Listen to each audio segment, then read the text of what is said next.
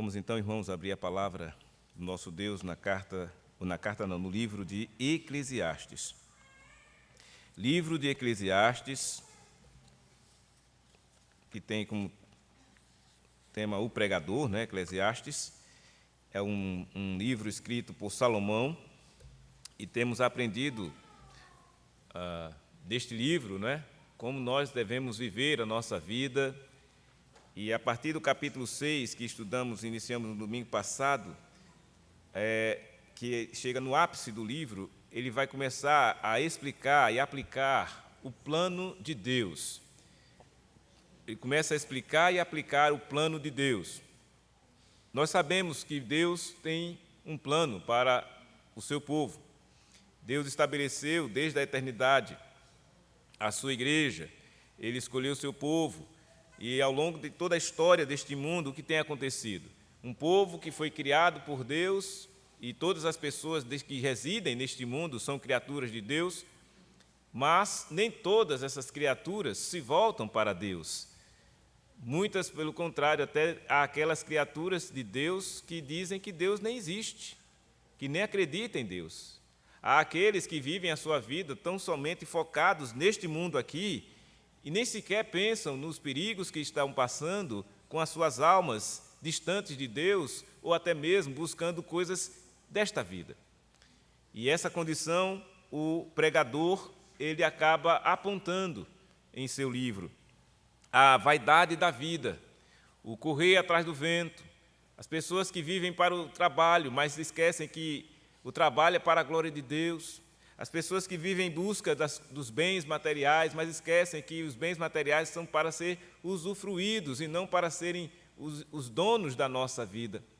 Há pessoas que vivem a vida sofrendo, mas o sofrimento por conta de ansiedades ou de tantas outras questões que aparecem na sua vida, do que mesmo por aquele sofrimento que os apóstolos passaram e diziam: sofrer por Cristo é bom. O sofrer por causa do Evangelho é bom. Paulo mesmo disse: eu não tenho vergonha do Evangelho. O Evangelho é o poder de Deus para a salvação de todo o que crer. Houve os irmãos do passado que morreram por causa do Evangelho. É um sofrimento? É. A morte sempre será um sofrimento. Mas há tipos de morte. Há situações que são a adversidade e aflições.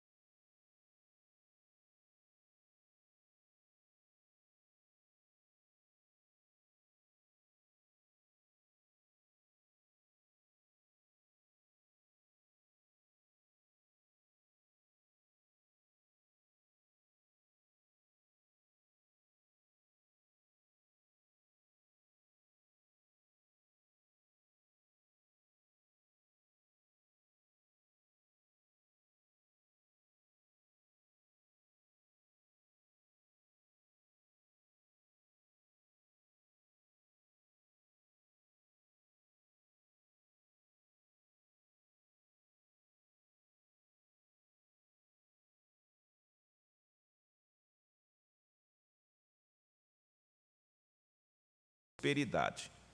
Por que dizemos isso? Vejamos, o texto diz, ele vai falar diversos provérbios, e o provérbios ele tem uma característica muito interessante, que é ensinar. O livro de provérbios diz logo que aquilo que vai ser dito é para o ensino. E aqui, como é o mesmo autor dos provérbios, Eclesiastes tem por autor Salomão, que foi o mesmo autor de provérbios. Então ele vai usar dessa coisa literária, né, da poesia, do provérbios, que já é dominante, né, para Salomão, falar desta maneira, mas sempre tem uma verdade, um princípio a nos ensinar. Veja que interessante, ele começa dizendo assim: olha, melhor é a boa fama do que um unguento precioso, e o dia da morte melhor do que o dia do nascimento. Vejam, uma outra tradução diz, quando ele diz melhor é a boa fama, é a ideia de melhor é o bom nome. É a pessoa ter um nome de respeito na sociedade. É a pessoa que é lembrada quando ela vai-se embora e a pessoa deixa um legado, uma boa fama, um bom nome. Ele diz, é melhor ter um bom nome do que um perfume precioso, um unguento precioso. Unguento é perfume. Então, veja, é bem melhor, porque muita gente dá valor a um perfume caríssimo, né?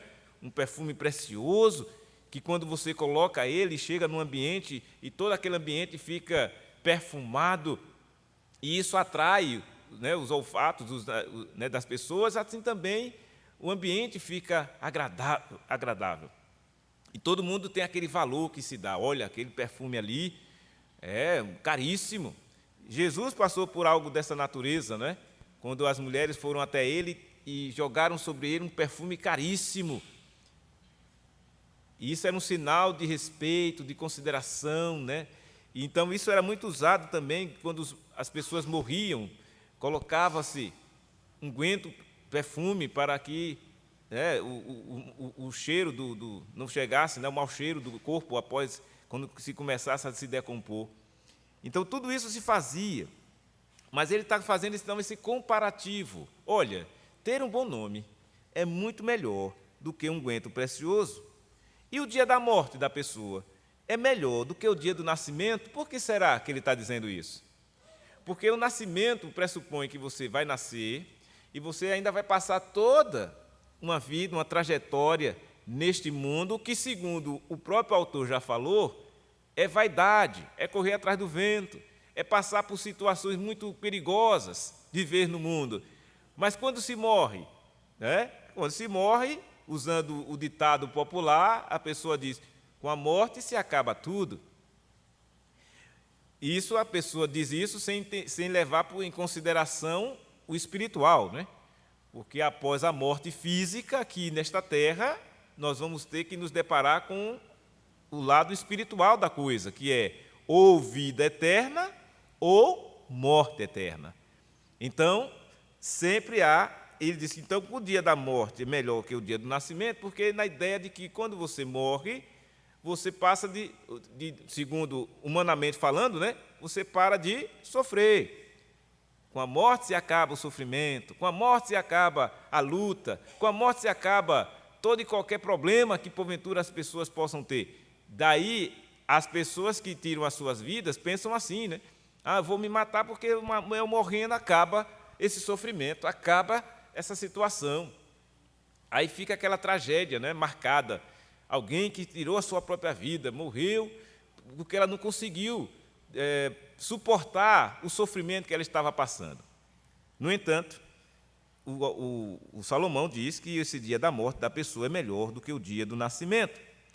Também ele diz que é melhor ir à casa onde há luto do que ir à casa onde há banquete, pois naquele se vê o fim de todos os homens, onde há luto, e os vivos que o tomem em consideração. O que ele quer dizer com isso? Quando você vai na casa onde tem um luto, né, uma tristeza por alguém que faleceu, todo mundo para pensar. Esta situação é o fim de todos. Todo mundo vai chegar a isto. Morrer um dia, morrer e causar essa situação que todo mundo passa. Né? A gente já fez inúmeras cerimônias fúnebres, e a tônica é sempre esta. Ali é um momento de tristeza, de luto, mas quando se está no banquete, numa festa, ninguém pensa sobre isso. No banquete é alegria, é farra, né? É gozação, é brincadeira, é risos, né? É falar besteiras. E naquele momento de descontração, ninguém numa situação desta para pensar seriamente na sua alma. Muito pelo contrário. O gozo da pessoa é a festa, é uma animação. E se porventura você chegar lá e dizer, fulano, vamos acalmar os ânimos aí, sai para lá, rapaz, a gente está aqui no maior prazer, você é um estraga-prazer, rapaz. Por quê? Porque a vida é vaidade, é vazia. A vida de quem está vivendo num banquete não está nem aí para o que está acontecendo. Mas aí a palavra de Deus vem e diz, olha, é melhor ir à casa onde há luto do que ir à casa onde há banquete. por essas questões que eu já coloquei aqui. Pois naquele que se vê o fim, na casa que há luto, é o fim de todos os homens. E os vivos que o tomem em consideração. E há uma consideração mesmo, né? É tanta consideração que às vezes exageradas até. Por exemplo, às vezes a pessoa viveu uma vida toda em pecado, toda torta, não quis saber maltratou os pais, viveu uma vida terrível aqui na terra, aí morre. E aí chega alguém, ainda tem a condolência de dizer que Deus o tenha. Fulano, o indivíduo aprontou que só, não buscou a Deus, rejeitou tudo que era que levasse a pessoa para o Evangelho, ele não quis saber disso, mas morre. E ainda tem alguém que chega, que Deus o tenha. Que, ninguém vai dizer, olha aí, foi para o inferno. Ninguém diz, né? Por pior que tenha sido o indivíduo, quando morre, na maioria das vezes, as pessoas colocam aquela pessoa no céu. Quando, na verdade, essa situação é até uma recomendação em uma orientação que nós jamais, os ministros, né, quando forem celebrar uma cerimônia fúnebre, jamais vai falar nem para tirar ninguém do céu, nem para colocar no céu.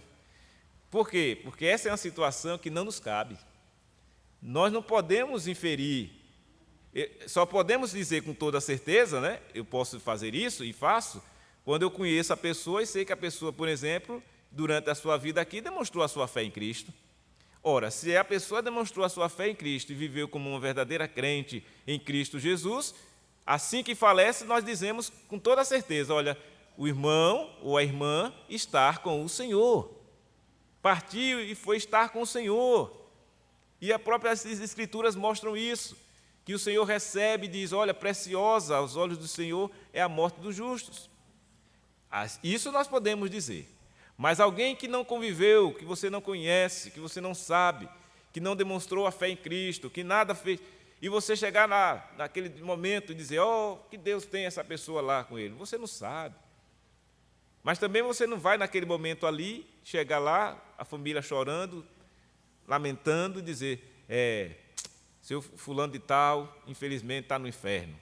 Vai causar um transtorno ali para a família. Então, o que é que você faz? O que é que nós fazemos em situações assim? Aproveitamos esses momentos para consolar os que ficam vivos. Ele diz, olha, os vivos que o tomem em consideração. Então, os vivos que o tomem, os vivos que conviveram com aquela pessoa, é que vai dizer, morreu sim uma boa pessoa, uma excelente pessoa, fulano deixou o seu legado. Como ele era uma pessoa responsável, como era uma pessoa trabalhadora, como era uma pessoa respeitável na nossa sociedade, como era um bom pai, como era um bom marido. Vai depender muito de como aquela pessoa, essa consideração, vai depender muito daqueles que estão vivos, que viveram e conviveram com aquela pessoa. Portanto, a casa do luto, o momento do luto, é o momento da reflexão, do pensar, enquanto no momento do banquete é o momento da alegria e, portanto, ninguém quer parar para raciocinar. Outra coisa, ele diz que melhor é a mágoa. Olha só que situação. Melhor é a mágoa do que o riso, porque com a tristeza do rosto se faz melhor o coração.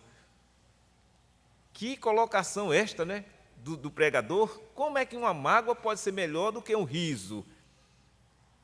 Ele está dizendo porque quando você está com mágoa, você está triste.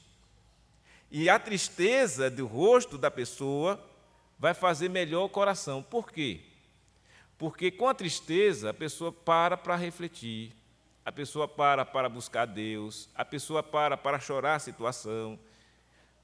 Quem está sorrindo, o riso, nesse caso, não é o riso de alegria, mas aquele riso hilariante, aquele riso, né, de gozação, aquele riso de mangação. Quem está rindo quem vive assim, né, não tem aquelas pessoas que o tempo todo é zombando dos outros, né, tirando piada com as pessoas, né, rindo dos outros. É esse riso que ele está dizendo, olha, é melhor mágoa do que esse riso, porque o riso que causa, usando uma palavra moderna, né, o bullying, né, pessoas gostam de zombar dos outros e riem das pessoas, dos defeitos que as pessoas têm físicos, né, de uma coisa ou outra, e esse riso é pecaminoso, não é um riso saudável. E assim é melhor mágoa do que o riso, porque a tristeza do rosto se faz melhor ao coração. E o coração dos sábios está na casa do luto, mas os dos insensatos na casa da alegria. Então veja, os sábios está sempre compenetrado como alguém que está na casa de luto.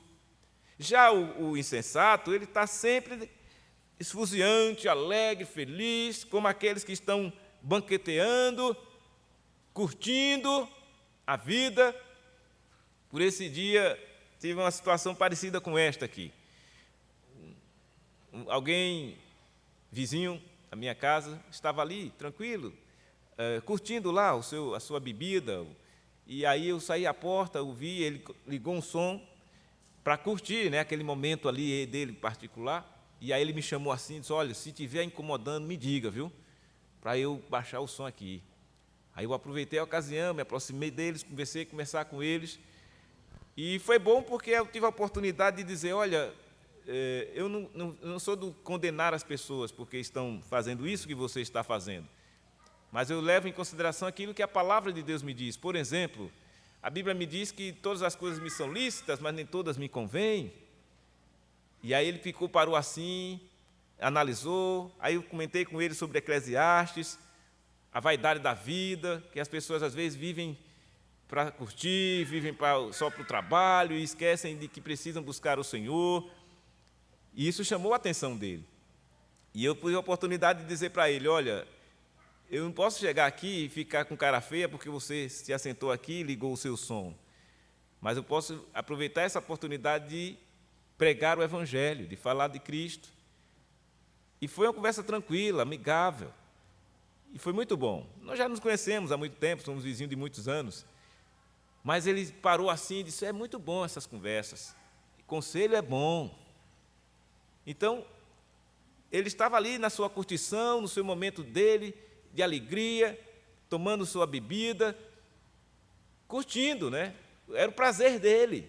Olha, eu gosto disso aqui, mas eu tive a oportunidade de dizer, isso é lícito, pode até ser, ninguém é impedido de fazer nada, mas convém, né? E aí, resultado, para encurtar a história, ele acabou por ele mesmo, o som diminuindo, sem eu precisar, rapaz, baixa aí. Ele foi lá e baixou. Ele já disse, olha, temos que respeitar as pessoas, tem que se dar o respeito, não é? E ele até estranhou, porque eu fui lá conversar com ele numa boa, e ele disse, olha, ele sabe, né, que eu sou pastor, ele disse, olha, o pastor é diferente, né? Chega aqui, conversa com a gente e tal. Sim, mas tem que ser assim mesmo. Se eu começar a me achar que estou acima de você porque eu sou pastor, o que é que vai acontecer? Eu não vou ter acesso a você. Como é que eu vou falar de Cristo para você se eu ficar me achando? Eu não vou falar com fulano não, vizinho não. Vizinho gosta de tomar bebida, eu não posso falar com ele. Não, é que tem que falar mesmo. Até mesmo para você levar o Evangelho para o vizinho se libertar daquilo, né? É do humano, é do ser humano. O vício, a bebida, a curtição. E a palavra de Deus diz, olha, a casa da alegria, os insensatos gostam de ir lá. Porque eles não estão raciocinando, eles não estão pensando, eu quero é beber, eu quero é curtir. Eles não estão nem aí, né? Eu quero depois daqui, eu vou, me durmo e acabou. Mas fico amanhã com a cabeça inchada, mas não interessa. Interessa é que eu curti aquele momento. É assim que funciona na cabeça das pessoas deste mundo. Mas a palavra de Deus diz, olha, quem tem o coração sábio, ele se preocupa quando na casa, ele vai estar lá mais preocupado naquele momento do luto, porque ele vai estar preocupado em confortar alguém, em chegar junto daquela pessoa. Mas o insensato, ele quer estar na casa da alegria, só quer a curtição. Então, melhor é ouvir a repreensão do sábio do que ouvir a canção do insensato. A repreensão do sábio é melhor do que a canção do insensato. Porque o sábio, quando repreende, é para o bem da pessoa. O insensato, não, quando ele começa a cantar, é para ludibriar a pessoa, enganar a pessoa. Então, é importante termos esses comparativos aqui, pois ele vai dizer: qual crepitar dos espinhos debaixo de uma panela, tal é a risada do insensato. Também isto é vaidade. Quem já viu o crepitar de um espinho debaixo de uma panela? Ele diz, aquela situação, ele diz, é visto tal como a risada do insensato, e isto é também vaidade. Então, essas práticas do ser humano, que muitas vezes se vê em situações assim, mas não buscam o Senhor. Aí ele vai dizer que verdadeiramente, irmãos, a opressão faz endoidecer até o sábio, e o suborno corrompe o coração. Isso é óbvio, com toda certeza. Uma pessoa que vive oprimida, ela vai ficar como que se fosse louca, endoidecer. Até uma pessoa que é sábia, a princípio, se ela ficar o tempo todo sendo oprimida, ela vai ficar baratinada, não é? E ele vai dizer, e aquele que é e o suborno, ele vai corromper o coração. O suborno é você dar dinheiro para alguém fazendo determinada coisa, não é? Subornar alguém para poder obter alguma vantagem. Isso é errado, é pecado. E ele diz que verdadeiramente a opressão vai faz endoidecer até o sábio, e o suborno vai corromper o coração. Então, melhor é o fim das coisas do que o seu princípio. Melhor é o paciente do que o arrogante. Então, percebam, irmãos, ele sempre faz um comparativo entre uma coisa boa e uma coisa ruim. É melhor o fim das coisas do que o seu princípio, melhor é o paciente do que o arrogante. Óbvio que é. Quem é paciente, ele consegue obter a vantagem em alguma coisa. A paciência é um fruto do Espírito, não é? Que é a longanimidade. Longanimidade é paciência. Então, o ser paciente é muito melhor, com toda certeza, do que o arrogante. O que é o arrogante? O arrogante é aquele que se acha melhor do que os outros. O arrogante é aquele que está sempre com o olhar dele altivo, né, sobre os outros. E não combina o viver de um cristão com isso. O viver do crente vai na linha do que é paciente. O viver do crente vai na linha do que é sábio. O viver do crente vai na linha daquele que está sempre pronto para consolar alguém, quando passando por adversidade da vida, as angústias da vida. Esse é o viver do crente. Em contrapartida, aqueles que não são, ele sempre vai pelo lado oposto. Enquanto o crente está preocupado como é que está a situação de alguém, como é que a gente pode fazer para ajudar alguém, o descrente ímpio, ele está dizendo, como é que eu faço para tirar a vida de alguém, como é que eu faço para falar mal de alguém, como é que eu faço para fazer mal ali. É o ímpio, maquina o mal o tempo todo. É a iniquidade que está no coração do homem. Então, essa comparação da sabedoria e a loucura do homem cai muito bem esse aspecto. Por quê? Porque é exatamente assim que se comportam os homens dessa terra. Há um chamado de Deus para as nossas vidas, para vivermos de acordo com a vontade dEle. Deus quer que sejamos santos porque Ele é santo. Deus resiste ao soberbo e dá sabedoria aos simples. Então, essas situações, elas estão presentes em todo o tempo, porque se dá na vida do dia a dia. Não adianta você dizer, olha, eu vou fazer um curso para ver se eu consigo ser um sábio. Não. A palavra de Deus diz, o temor do Senhor é o princípio da sabedoria. Então, se você já teme a Deus, você já está trilhando o caminho da sabedoria. E o que é temer a Deus? Temer a Deus é adorá-lo em reverência. Temer a Deus é estar usufruindo das bênçãos que Ele tem dado à sua palavra. É ser obediente à palavra dEle. É buscar realmente fazer aquilo que devemos fazer como crentes que somos. É isso que é demonstração de temor. E o contrário disso é a irreverência.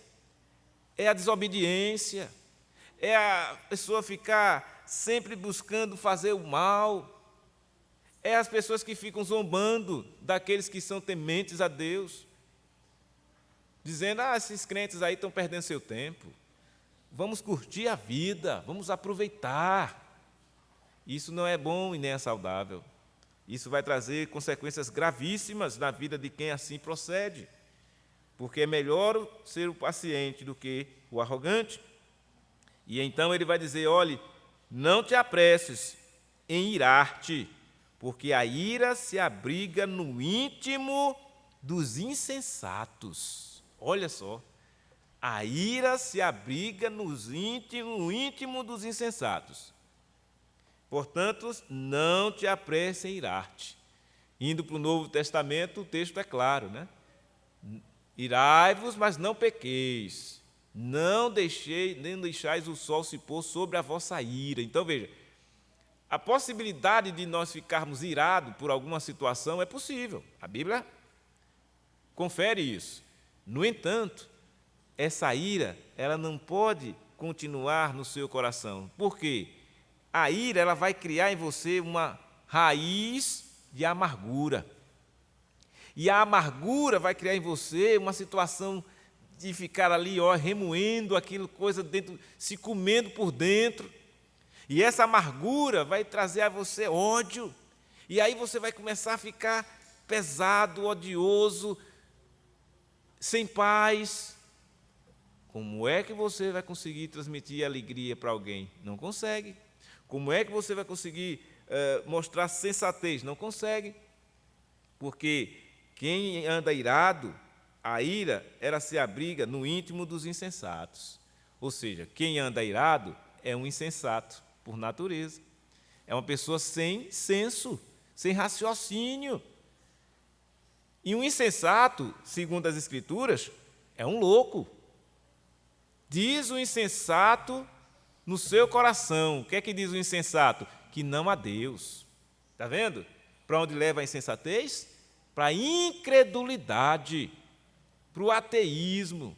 Alguém que não crê em Deus, dizer que Deus não existe, isso é um absurdo para o crente. Mas para quem não é, eles defendem com unhas e dentes essa condição. Por quê? Porque é um insensato. E é uma pessoa que vive com o coração abrigando a ira em seu coração. Por isso que não combina, irmãos. Estas coisas não combinam com um crente verdadeiramente crente. Um filho de Deus, uma filha de Deus, não pode acumular ira em seu coração. Não pode viver maquinando maldades. Não pode viver agindo como irresponsáveis, levando a vida aí, conforme o mundo está apontando. Não façam isso. Os crentes em Cristo Jesus vão ser pessoas tementes a Deus, vão ser pessoas felizes verdadeiramente, vão ser pessoas sábias. Como ele vai descrevendo aí no texto, jamais digas, porque foram os dias passados melhores do que este. Não foram. Jamais diga isso, jamais fique preso ao passado, pois não é sábio perguntar assim. Tem pessoas que vivem assim, presas ao passado, e têm a capacidade de dizer, os dias passados foram melhores do que estes. Então é uma tragédia. Se você ficou lá atrás, nos dias passados, e não conseguiu avançar, desenvolver, conforme Paulo diz lá, né? Desenvolver a vossa salvação com temor e tremor. Então, se alguém diz, olha, eu me converti lá nos anos de 40, de 50, de 60, mas, olhe, nada mudou na minha vida. Está tudo a mesma coisa. Estranho, não pode. A nossa fé ela tem que ser desenvolvida. Então, o crente ele precisa demonstrar um desenvolvimento. Aí eu crio em Jesus, seja lá que ano foi, se foi recente, se foi no passado, não importa. Mas que você não fique com saudade do Egito, com saudade do passado. Não vamos fazer como o povo lá, que Deus passou 400 anos escravo no Egito, Deus liberta o povo, envia o povo para a terra prometida, mas antes de chegar na terra prometida, ele fica 40 anos no deserto, E nesse período em que eles estão no deserto, ficam com saudades do Egito. Como é que pode? Estavam escravizados 400 anos. Em 10% desses anos, que foi 40, o Senhor Deus fez um teste com aquele povo. Ficou no deserto, girando. Mesmo assim, durante o período do deserto, Deus demonstrava todo o seu cuidado com aquele povo. De dia, uma nuvem para proteger do calor. De noite, um clarão, um fogo para proteger do frio. Estava com fome, Deus mandou comida. Estava com sede, Deus mandou água. E mesmo assim, aquele povo era de dura serviço, insensatos. E aí o que aconteceu com aquelas pessoas? Não entrou, aquela geração não entrou na terra prometida. Por quê? Porque eles não levaram a sério. Viram a obra de Deus, viram Deus fazendo o que fez com eles, e mesmo assim, não obedeceram ao Senhor. Viraram idólatras, viraram as costas para Deus. Olha que absurdo. Um povo que via Deus fazendo grandes coisas. Imagina hoje, né? Que Deus não está fazendo aquelas grandes coisas que fez no passado. No entanto, continua sendo o mesmo Deus. O mesmo Deus que abriu o mar vermelho é o mesmo Deus que enviou seu Filho Jesus a este mundo, é o mesmo Deus que está salvando vidas, é o mesmo Deus que está convertendo os corações duros, os corações que estão aí cheios de pecado, é o mesmo Deus que está libertando as pessoas. O evangelho dele é o mesmo, que começou com a promessa lá no Gênesis e foi desembocar lá na vinda de Cristo como Senhor e Salvador aqui neste mundo, que veio para salvar o seu povo. E Jesus está salvando o seu povo. Mas esse povo que Jesus está salvando, como nós aqui, que fazemos parte dele, não é gente fácil, não. Somos pessoas pecadoras. E que dependesse de nós, não buscaríamos o Senhor. Mas o Senhor nos buscou. Ele nos trouxe, Ele nos atraiu. Ele nos fez chegar até nós o Evangelho. E Ele diz, em Romanos 10:17, a fé vem pela pregação, a pregação pela palavra de Cristo. Então, aqui estamos nós, neste mundo, continua o mundo mal, continua o mundo acumulando-se para o dia do juízo, a pecaminosidade crescendo, a maldade crescendo, o mal se instalando, a perseguição surgindo contra a igreja, o povo de Deus, mas o Senhor continua reinando soberanamente e continua o Senhor tratando com o seu povo. Continua o Senhor sendo o juiz de toda a terra. O que virá Jesus quando voltar agora, que estamos aguardando a sua volta? O que fará Jesus? Julgará. Veio Jesus para salvar. Viveu nesse mundo aqui 33 anos. Fez a grande obra. Ensinou, morreu na cruz, derramou seu sangue, deixou a ceia do Senhor para a gente, como igreja, ministrar e disse, olha, façam isso todas as vezes. Que vocês fizerem isto, façam isto em memória de mim. E quando vocês fizerem isto, vocês estarão testemunhando da obra que realizei. Isso Jesus deixou ensinado na sua palavra. E aqui estamos nós, reproduzindo e fazendo exatamente como Jesus mandou. Celebrem a ceia do Senhor, cultuem a Deus, sirvam ao Senhor, façam a vontade dEle, mas jamais fiquem com saudade do Egito. Jamais fique dizendo, como eu gostava da minha vida quando não era crente. Que absurdo. Um dia eu vi alguém falar um negócio desse, uma pessoa que estava, dizendo ele, se dedicando, estudando a teologia para o ministério. E aí essa pessoa, eu estava lá, começando os meus estudos também no seminário, e aí eu vi aquela pessoa, eu me assustei com aquilo. Mas aí eu acompanhei. Olha o que aconteceu. Um indivíduo chegou assim no ambiente onde eu estava e disse assim, no meu tempo de jovem eu saía namorando as meninas aí, fazia isso, fazia aquilo, ou seja, uma vida pregressa, né? Pecaminosa. E aí eu parei assim e fiquei imaginando, meu Deus, como alguém pode estar aqui se preparando para ser um pastor e dizer uma coisa dessa, absurda. Aí eu vi aquilo, guardei comigo e fiquei, né? Mas fiquei acompanhando. O resultado, aquela pessoa foi. O que aconteceu com ele? Sucumbiu. Se entregou ao pecado. Era casado, tinha sua esposa, depois acabou o casamento, separou, acabou saindo do ministério. Olha a tragédia. Aí, quando eu vi a trajetória, eu disse, olha aí, onde foi o erro? A saudade que ele estava do mundo. Aquela conversa de achar que quando estava lembrando dos dias do passado, do pecado de que vivia, ele devia ter vergonha, né? E se envergonhar e dizer, olha, infelizmente, devia dizer como disse Davi, pequei contra ti, Senhor, contra ti somente, fiz o que é mal perante os teus olhos. Não, estava se gabando de uma vida pecaminosa. Como é que pode alguém estar hoje salvo por Jesus, liberto do pecado? Como é que pode alguém retroagir e dizer, olha, bom era naquele tempo, que eu vivia todo errado, vivia uma vida sem Cristo, sem esperança? Isso é absurdo. E o pregador diz claramente, jamais diga uma coisa dessa, porque foram os dias passados melhores do que estes, pois isso não é sábio perguntar assim.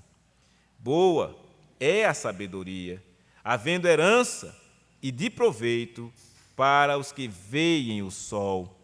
A sabedoria, irmãos, protege como protege o dinheiro, mas o proveito da sabedoria é que ela dá vida ao seu possuidor. É bem verdade. É tanto assim que o autor mesmo, Salomão, ele experimentou isso, né? O que pediu Salomão para governar, para ser o rei de Israel? Sabedoria. O Senhor disse para ele, mandou o profeta, pergunte, o que é que você quer? Eu posso dar o que você quiser. Eu quero sabedoria para conduzir o seu povo. Aí o Senhor deu sabedoria e prosperidade e tudo, e riqueza e tudo para ele, porque ele tinha sabedoria. E aqui ele está dizendo, olha, a sabedoria ela protege. Como protege o dinheiro? O dinheiro bem usado serve para isso, né? O dinheiro você não pode ser escravo do dinheiro, mas você precisa do dinheiro e o dinheiro deve ser usado para o bem mesmo, para ajudar, para se fortalecer, para se proteger, né? Para se resguardar, né? Ter sempre a sua reserva para poder, num momento de emergência, ter ali. Então você precisa administrar bem o seu dinheiro no intuito dele lhe proteger. Não é que você vai depender do dinheiro, mas você precisa dele para usar ele em prol da sua própria vida, né? Do seu contexto de vida familiar, pessoal, de todo sentido. Até mesmo porque, se você não fizer isso, se você não souber administrar o dinheiro que você ganha, que você tem, é uma tragédia. Vide a razão porque muitas pessoas estão passando aí dificuldades mil, em razão de não administrar o seu dinheiro com sabedoria. Porque se você administra seu dinheiro com sabedoria, ele vai lhe servir como proteção e não como um desastre, né? Então você precisa entender isso. A sabedoria ela protege, como também protege o dinheiro. Mas o proveito da sabedoria, infinitamente melhor do que dinheiro, é que ela dá vida ao seu possuidor. Então, ele vai dizer, atenta para as obras de Deus, pois quem poderá endireitar o que ele torceu? Olha, realmente, quando Deus faz algo, só Ele pode desfazer.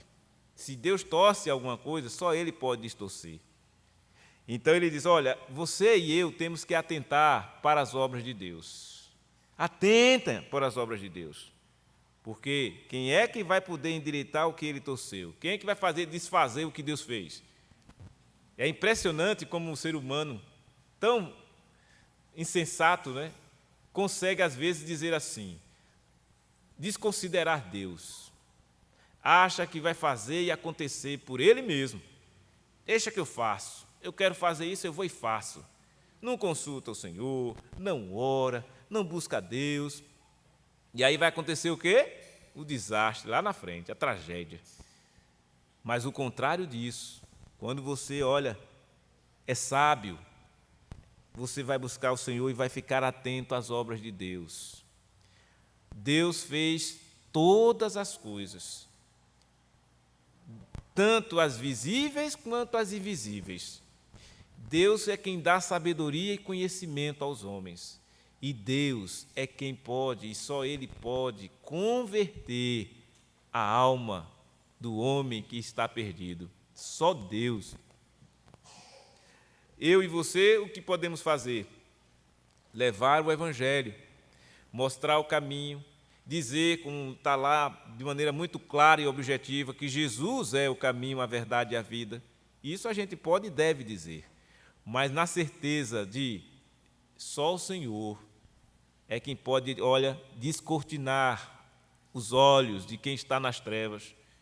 Eu gosto demais de citar o texto da conversão de Lídia, lá de Atos. O texto é tão claro. Lídia, uma mulher temente a Deus,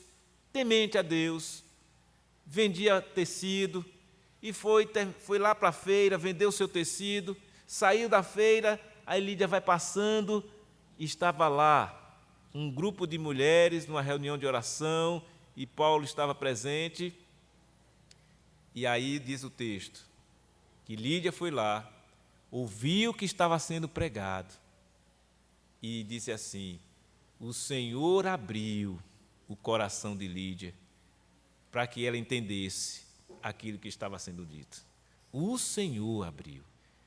E aí onde está a diferença? Porque se o Senhor não abrir o coração de alguém para entender, se o Senhor não tivesse abrido o meu coração, o seu, de todos nós que aqui somos crentes hoje em Jesus, nós não entenderíamos nada. Por isso que eu entendo muita gente que, infelizmente, ouve, mas não entende. Lhes falta uma ação do Espírito Santo de Deus que abra o coração. Irmãos, esta é a obra que só Deus pode fazer. Deus fez muitas coisas e continua fazendo, mas essa obra aí de conversão é exclusiva do Espírito Santo. É Deus Pai, Deus Filho e Deus Espírito Santo quem converte o homem. Se não for assim, ninguém seria convertido. Se não for por uma obra sobrenatural do Espírito, ninguém nasceria de novo. E isso o Evangelho está repleto. Essa é a realidade. Jesus, falando a Nicodemos, importa-vos nascer de novo. Tem que nascer de novo, mas esse nascer não é da carne, não é do sangue, é do Espírito. É da água e do Espírito. E esta obra, irmãos, é uma obra de Deus. E atentar para a obra de Deus, quem atenta para a obra de Deus pode ter certeza. É como diz o pregador: quem é que pode endireitar aquilo que Deus torceu? No dia da prosperidade, goza do bem. Se você está prosperando, aproveite isso, usufrua. Não é pecado nenhum, goza do bem. Mas, no dia da adversidade, considera em que Deus fez tanto este como aquele. Olha, Deus é quem fez o dia da abundância, da prosperidade, e Deus também fez o dia da adversidade. Fez este como aquele, para que o homem nada descubra do que há de vir depois dele. Para que o homem nada descubra do que há de vir depois dele. Então, Deus colocou a nós, irmãos, uma limitação. Nós somos limitados. Deus que é ilimitado, Deus que é maravilhoso, glorioso, infinito, só Deus é assim. Nós não. Nós somos finitos, limitados. Aqui nessa terra, nascemos, vivemos e morremos. Para ir para o céu e viver eternamente, precisamos estar em Cristo. Se ficarmos sem Jesus, viver essa vida aqui sem Cristo, só tem essa vida aqui.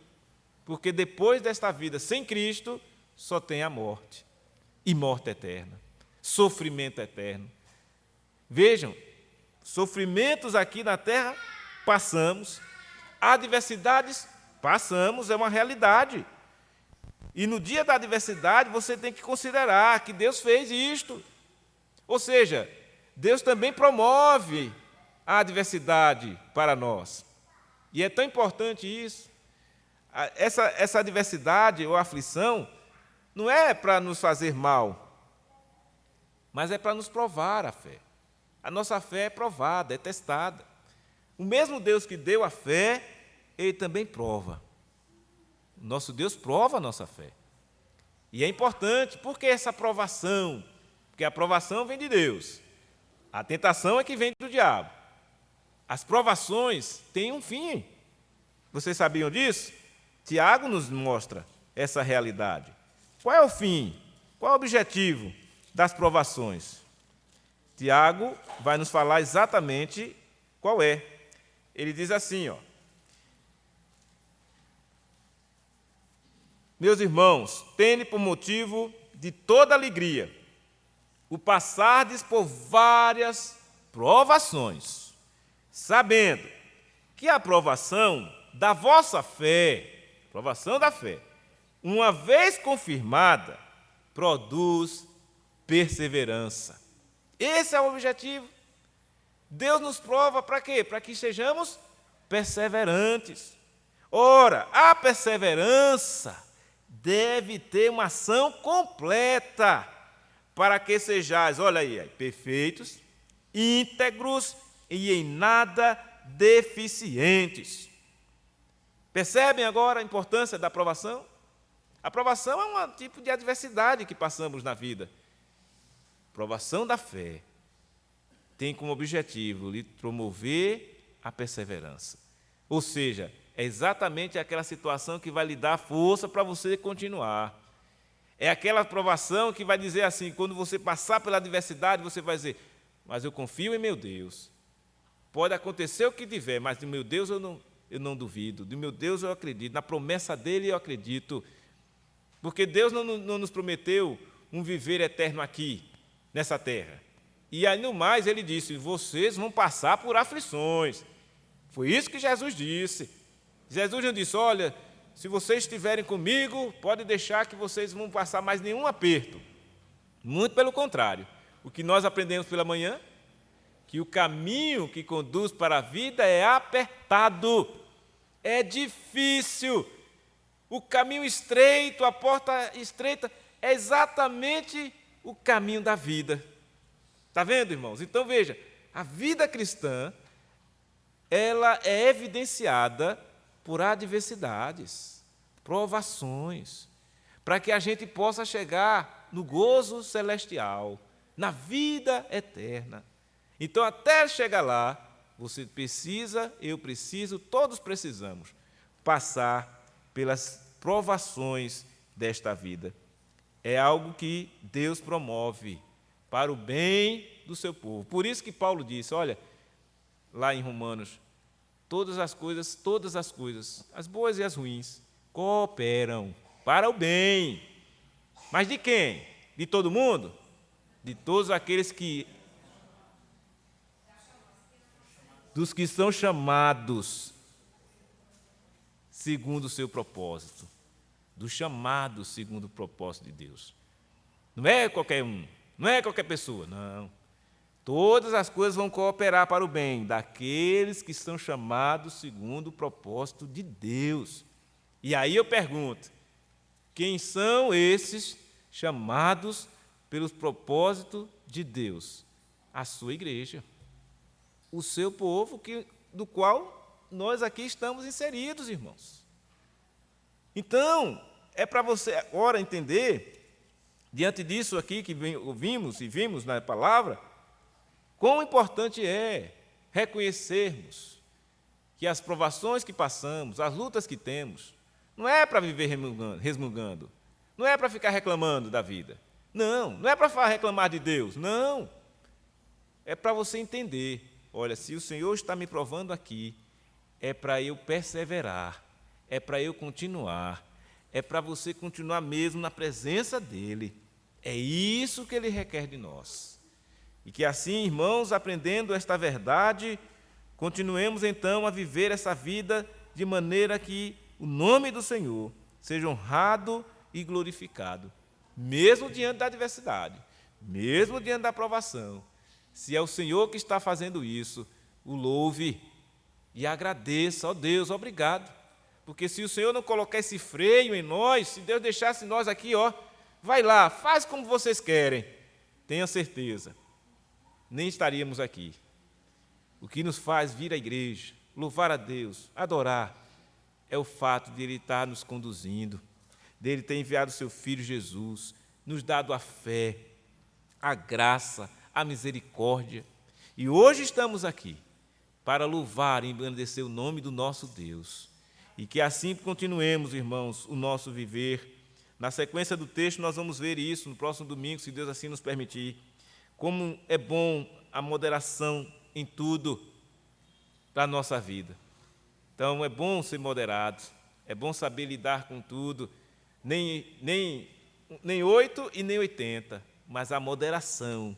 Mas é um assunto que a gente vai estudar no próximo domingo. Eu recomendo que vocês estejam lendo o livro de Eclesiastes em casa durante a semana e venham a domingo à noite para continuarmos então ouvindo os estudos e assim aprendendo a lidar com todas as situações da nossa vida, a fim de que não tenhamos uma vida vazia, vaidosa, mas sim cheia e preenchida do amor de Deus, da graça de Deus e da misericórdia do Senhor. Ó Deus eterno e bendito, nós louvamos e bendizemos o Teu nome e agradecemos ao Senhor por este momento aqui, reunidos em culto, que prestamos a Ti.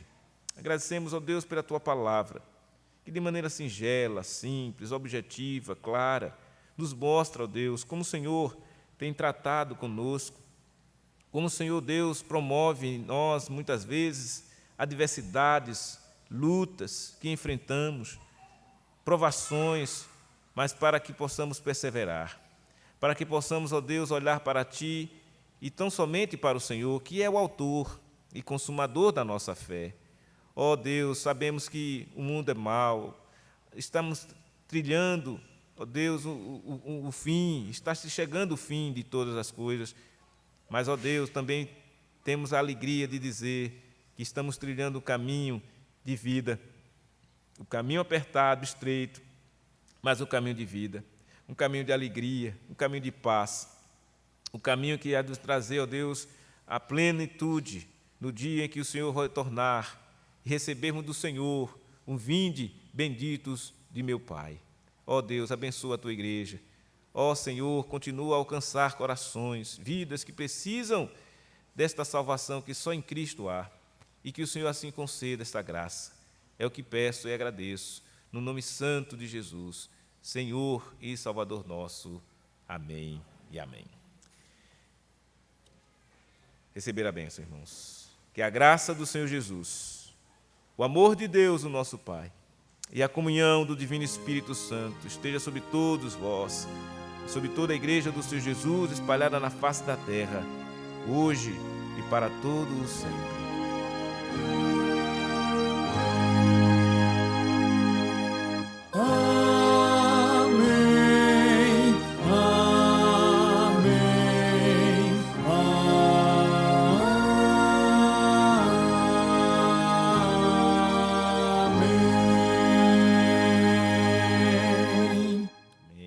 Assentar, irmãos, queremos saudar a todos.